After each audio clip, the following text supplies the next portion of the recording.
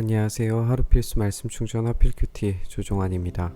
오늘 함께 나눌 하나님 말씀은 잠언 27장 14절에서 27절까지 말씀입니다.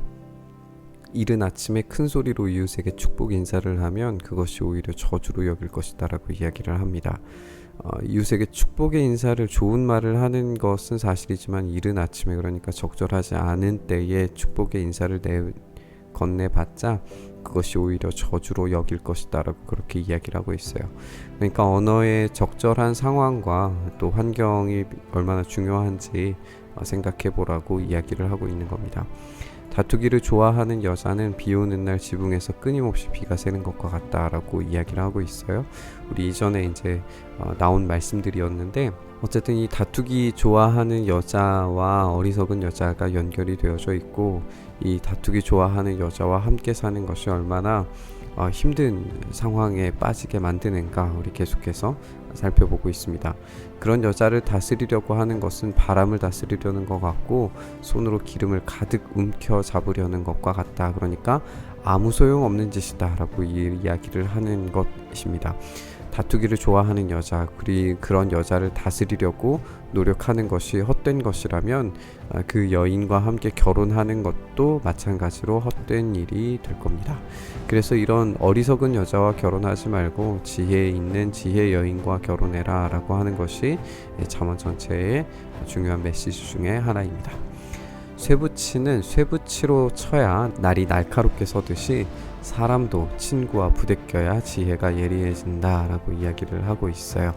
쇠붙이가 쇠붙이로 쳐야 날이 날카롭게 서는 것, 그러니까 서로 부딪히면 부딪힐수록 서로 날카로워지는 것, 이런 이야기이죠. 그러니까 친구 간의 우정, 부대끼는 가운데에서 이 지혜가 예리해지는 것을 이야기하고 있습니다. 물론 이게 남자만의 우정을 이야기하는 것은 아니겠죠. 그래요. 이 친구와 부대껴야 하는 것, 친한 사람, 가까운 이웃과 함께 부딪혔을 때에 그때의 이 지혜가 예리해진다라고 하는 말을 생각을 해보면 결국 지혜가 지혜와 함께 부딪혔을 때에, 그러니까 하나님을 경외하는 삶의 태도 가운데에서 함께 살아가는 공동체가 온전히 세워졌을 때에 그 공동체가 건강하게 그리고 아주 예리하게 세워진다는 것을 우리가 알게 됩니다. 그러니까 단지 우정이 나누어지는 가운데에서 이 공동체가 건강하게 세워지는 것보다 이 친구와 함께 공동체가 함께 세워져 가는 이 모습이 하나님께서 우리에게 지혜를 더욱더 날카롭고 예리하게 만드는 방법이라는 것을 알게 돼요. 그래서 잠언은 꽤 많은 곳에서 이 공동체에 대한 강조도 우리에게 해주고 있습니다. 이렇게 공동체가 바르게 세워졌을 때에 세워진 이 예리해진 이 지혜를 통해서 하나님 나라를 확장시키는 것에 우리가 의미를 주는 것이 좋을 것 같습니다. 무화과 나무를 가꾸는 사람이 그 열매를 먹듯이 윗사람의 시중을 드는 사람이 그 영화를 얻는다라고 이야기를 하고 있어요. 무화과를 심는 또 무화과를 가꾸는 사람이 그 열매를 먹는 것과 윗사람의 시중을 드는 사람이 그 영화를 얻는 것, 열매와 영화가, 그리고 무화과를 가꾸는 사람과 윗사람의 시중을 드는 것이 연결되어져 있는 것을 보게 됩니다. 나무 자체에서 열매를 얻는 것과 마찬가지로 이 윗사람의 시중을 드는 것이 영화를 얻는 방법이라는 것을 이야기하는 것인데, 이렇게 자기의 책임에 따라서 자기에게 맡겨진 일을 감당할 때에 그것이 가치 있는 영화를 얻는 방법이라는 것을 우리에게 말해주고 있습니다. 사람의 얼굴이 물에 비치듯이 사람의 마음도 사람을 드러내 보인다라고 이야기를 하고 있어요. 얼굴이 물에 비치듯이 마음도 사람을 드러내 보인다. 그러니까 우리 자신 스스로는 마음을 볼 수 없을지 몰라도 물에 비치는 사람의 얼굴처럼 그 사람의 행동과 행실에 따라서 그 사람 마음에 무엇이 들어있는지 보게 되리라는 거죠. 우리가 잠언 함께 읽어온 것처럼 우리의 내면에 있는 것들이 우리의 언어와 생각, 그리고 이 생각이 그 언어가 삶의 결과물을 만들어낸다는 것을 우리가 보았습니다. 그래서 우리가 이 마음이 사람을 드러내 보인다는 것도 결국에 하나님 나라에 합당하게 사는 삶이 가져오는 이 삶의 열매들을 누구나 다 확인할 수 있게 된다는 이야기입니다. 수울과 멸망의 구덩이가 만족을 모르듯이 사람의 눈도 만족을 모른다라고 이야기를 합니다. 사람의 눈이 이 교만함과 그리고 악한 것들을 보는 그런 과정 가운데 등장하는 많은 표현들이 있었는데, 그렇게 이 사람의 눈이 만족을 모름으로써 교만하고 악한 것들을 추구하고 탐욕스럽게 살아가는 그 삶 가운데에서 이 사람의 눈이 계속적으로 이 욕심과 탐욕 가운데 하나님을 떠난 삶을 추구하는 그런 방향성을 우리가 보게 됩니다. 그렇게 이 만족을 모르는 사람의 눈이 이 수울과 멸망의 구덩이와 연결된다는 것을 한번 확인해 보셨으면 좋겠습니다. 도가니는 은을, 화덕은 금을 단련하듯이 칭찬은 사람됨을 알아볼 수 있다라고 이야기를 합니다.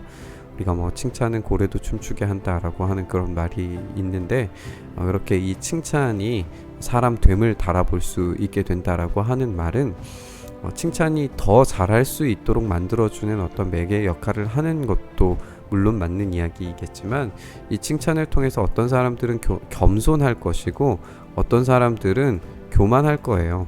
그럼 이 교만한 사람들은 나중에 결과물이 비참해지겠지만, 이 겸손하게 칭찬함에도 불구하고 겸손한 태도를 가진 사람은 결국에 영광스러운 높임을 받게 될 겁니다. 이렇게 도가니가 은을, 화덕은 금을 단련하듯이 이 칭찬은 우리의 겸손을 시험하는 시험대가 되어서 끊임없이 우리를 단련할 때에 우리가 결국 멋진 가치를 가진 그런 삶으로 나아갈 수 있으리라는 것을 알게 됩니다. 어리석은 사람은 곡식과 함께 절구에 넣어서 공이로 찧어도 그 어리석음이 벗겨지지 않는다고 이야기를 합니다. 이제 곡식과 함께 절구에 넣어서 공이를 찢는 상황은 추수의 상황이 될 것이고 곡식을 얻는 그런 상황이 될 텐데, 어리석은 사람은 그 추수와 전혀 상관이 없는 굶주림과 배고픔 가운데 나아가는 어떤 그런 이미지를 우리에게 보여주는 것 같아요. 그래서 어리석은 사람을 아무리 추수 때에 있는 방식으로 추수하려고 해도 그 어리석음이 벗겨지지 않음으로 말미암아서 가치 없는 쭉정이가 될 것이고, 그래서 결국에 굶주리게 되는 결과물을 낳게 되는 이런 모습을 우리가 보게 됩니다. 너의 양떼의 형편을 잘 알아두며 너의 가축대에게 정성을 기울여라 라고 이야기를 하면서, 재물은 영원히 남아있지 않으며 왕관도 대대로 물려줄 수 없기 때문이다 라고 이야기를 하고 있어요. 이 양떼와 가축대에게 이 정성을 기울이라고 하는 것이 마치 이제 백성들을 이야기하는 것 같은 느낌이 들어요. 왜냐하면 이 왕관을 대대로 물려줄 수 없기 때문이다 라고 그렇게 이야기를 하고 있기 때문에 그래요. 우리가 이 뒤에 본문과도 함께 연결시켜서 생각을 해보면, 푸른 벤 뒤에도 새풀이 돋아나고 산에서 꼴을 거둘 수 있고, 어린 양의 털로는 옷을 지어서 입을 수 있고, 순양으로는 밭을 사들일 수 있고, 염소의 젖은 넉넉하고 너와 너의 집 식구에 먹을 것뿐만 아니라 너의 여종에 먹을 것까지 있을 것이기 때문에 이 양떼의 형편과 가축대에게 정성을 기울여라 라고 하는 그런 이야기인 거죠. 그러니까 재물과 왕관만을 탐욕하는 그런 왕들은 실패할 겁니다. 그러나 백성들을 잘 다스리고 그들의 형편과 필요를 채워주는 그런 왕은 결국 이 풍성함을 누리는 그런 왕위를 물려줄 수 있게 될 거예요. 이렇게 이 실제적인 이 백성들에게 관심을 갖기 위해서는 이 물질적인 것과 어떤 교만함이 있어서는 안 되겠죠. 겸손하게 그 양떼와 가축대와 함께 지내는 그런 모습이 있을 때에 이 성공적인 왕위를 물려줄 수 있게 될 겁니다. 네, 우리가 이렇게 함께 말씀 읽어봤는데요. 오늘 이 말씀 가운데에서 저는 이 겸손과 또 삶이 어떻게든지 우리의 삶의 모습을 통하여서 우리 안에 무엇이 들어있는지 사람들은 볼 수 있다라고 하는 사실을 우리가 기억을 했으면 좋겠습니다. 그래서 우리의 얼굴이 물에 비치듯이 사람의 마음도 사람을 드러내 보이고, 그렇게 서로 공동체가 함께 부대끼고 서로가 하나님 나라의 가치를 위하여서 살아가는 그 과정 가운데에서 공동체가 점점 더 튼튼하고 올바르게 세워져 가는 모습도 우리가 보게 되는 거죠. 이렇게 우리의 삶이 실제적인 부딪힘, 그리고 실제적인 교제와 만남, 그리고 우리가 단련되는 그 모든 것들이 우리의 내재되어져 있는 삶의 태도와 무슨 생각을 가지고 있느냐에 따라서 달려져 있는 것을 우리가 보게 돼요. 어떤 어리석은 사람과 어리석은 여자와 또 재물과 왕관과 적절하지 않은 상황에서 떠벌리는 어떤 말들은 아무리 좋은 것처럼 보여도 결과적으로는 아무런 이익을 가져다 주지 못하는 것을 이 본문에서 확인하는 것처럼, 우리가 정말 사람에 대한 관심과 그리고 어려운 사람들에 대한 나눔과 베품, 그리고 겸손의 태도, 우리 안에 갖추어야 할 하나님 나라의 가치관들을 적절하게 세웠을 때에 우리뿐만 아니라 우리와 함께하는 공동체가 건강하게 세워질 수 있다는 것을 우리가 기억했으면 좋겠습니다. 그렇게 우리 내면에 있는 정말 가치 있는 참된 지혜, 예수 그리스도의 참된 지혜를 우리가 소유할 수 있기를 간절히 소망합니다. 주님, 우리는 인생과 삶을 살아가는 데 있어서 우리의 탐욕스러운 태도로 우리의 욕구를 따라서 살아갈 때가 참 많은데, 주님께서는 우리를 아시고 우리와 함께 하시고 우리를 다스리시기 위하여서 직접 우리와 동일한 모습으로, 인간의 모습으로 오셨다는 사실이 새삼 감사로 고백되었습니다.